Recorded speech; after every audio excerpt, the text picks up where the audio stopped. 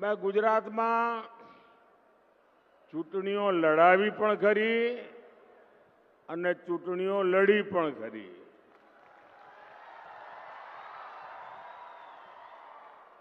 સભાઓ પણ કરી ને રેલીઓ પણ કરી.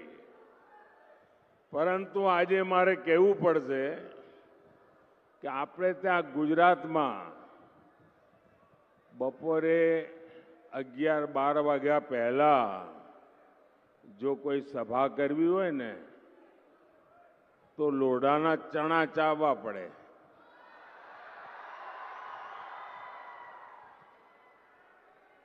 બધા એમ કે હાજે જરા ઠંડક થાય ત્યારે રાખજો ને.